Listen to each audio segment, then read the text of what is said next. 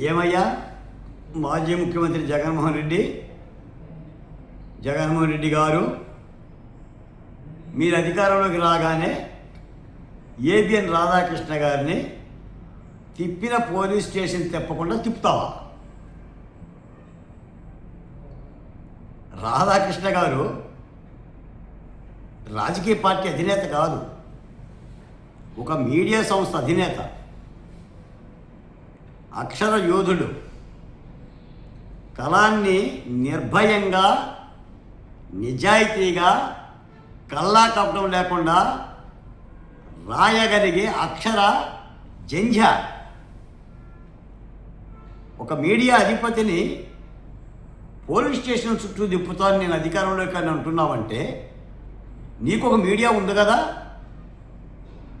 మీ మీడియాలో ఎన్ని రాతలు రాశారు? చంద్రబాబు నాయుడు గారి చేతికి కత్తిచ్చి నారాసుర రక్త చరిత్రను రాసినందుకు మీ మీడియా అధినేతను ఏం చెయ్యాలి? ఆ పత్రిక పెట్టుకొని దుర్వాసన చేస్తున్నా మిమ్మల్ని ఏం చెయ్యాలి? ఎన్ని అబద్ధాలు రాశారు? అమరావతి మహిళలను వేసేయాలని రాయలేదా? దళితుల్ని కించపరచలేదా? మీ సునీతారెడ్డి గారి గురించి ఏం రాశారు? షర్మిలారెడ్డి గారి గురించి ఏం రాశారు? మీరు చేసిన హననం తాలూకా మోతాదంతా అంటే భయపెడితే మీడియా సంస్థలు భయపడతాయేనా? ఎంతమందిని బెదిరిస్తారు ముఖ్యమంత్రి, మాజీ ముఖ్యమంత్రి గారు? ఎంతమందిని బెదిరిస్తారు? అధికారులు గుడ్డ దెబ్బతీస్తామంటావు, రేపు అధికారంలో రాగానే సప్త సముద్రాలు దాటి వస్తానంటావు, రప్ప రప్ప అంటావు, 3 రాజధానులు అంటావు, మావిగానంటావు, నేషనల్ హైవే మీద బిల్డింగ్లు కట్టడం నువ్వు చెప్పాలా? ఆంధ్రప్రదేశ్కి రాజధాని ఎలా ఉండాలో ఎవరు చెప్తారు? ముఖ్యమంత్రి చెప్తారు. నువ్వు ముఖ్యమంత్రివి కాదు, మాజీ ముఖ్యమంత్రివి. విభజన చట్టంలో గజెట్ నోటిఫికేషన్ కూడా అయిపోయిన తర్వాత, ఆంధ్రప్రదేశ్కి అమరావతిని గుర్తించిన తర్వాత ఏంటి నేషనల్ హైవే కొలతలు? మచిలీపట్నం నుంచి అనేది 110 కిలోమీటర్లు ఎవరిస్తాడు? నేషనల్ హైవే ఇరువైపులున్న స్థలాలనే పొలాలనే ఇచ్చేస్తారా? మీరు అడుగుతారా? ల్యాండ్ పూలింగ్ ద్వారా ఇవ్వమని రైతు డబ్బులు ఇవ్వగలవా నువ్వు? ఏమైంది నీ ప్లాన్ 1? అసలు నీ ప్లాన్ 1 ఏమైందో చెప్పి ప్లాన్ బి చెప్పు. దీని గురించి మీరు నంది అంటే నంది, పంది అంటే పంది అన్నట్టుగా నాయకులు ఉండకూడదన్న మాటకి మహిళలను హననం చేశారు. అసలు మహిళలను హననం చేసే పేటెంట్ రైట్స్ మీవి కదా, దానికి బ్రాండ్ అంబాసిడర్లు మీరే కదా. ఆఫీసుల దగ్గర పెడతాం, చెప్పు తీసుకొని కొడతాం. మళ్ళీ మీరు బయటకు వచ్చి రాధాకృష్ణ సంగతి చూస్తాం. ఏంటి చూసేది? అది దమ్మున్న ఛానల్. ఈ ప్రగల్భాలు ఎన్ని వరకు లేదు. ఇలా ప్రతి పోలీస్ స్టేషన్కి తిప్పాలంటే మీ వైసీపీ నాయకుల్ని ఎన్ని పోలీస్ స్టేషన్కి తిప్పాలి?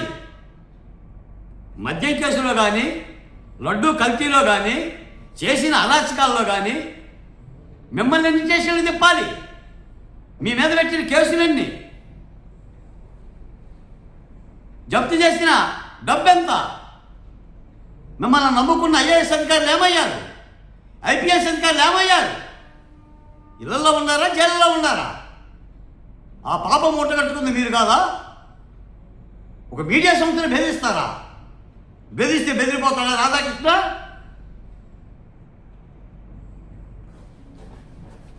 ఇష్టానుసారంగా తాటాకు చెప్పులకి కుందేలు బెదరమంట. ఈ తాటాకు చెప్పులు ఎంతకాలం? అభివృద్ధి గురించి మాట్లాడటం చేత కాదు, వస్తున్న పరిశ్రమలనే ఆహ్వానించడం చేత కాదు. 50 రాజకీయ పార్టీలు అమరావతికి మద్దతు కలిగితే తగుతున్నమ్మా అని ఊరందరిది ఒకదారి, ఉలిపి కట్టింది ఒకదారి అని నువ్వు మావిగానంటావా? ఏ మావిగాను?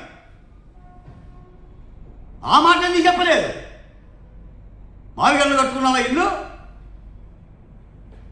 మామూలుగా అభివృద్ధి చేస్తానని చెప్పావా? మీరు అసెంబ్లీలో లేరు, అప్పుడు నిద్రవుతున్నారా?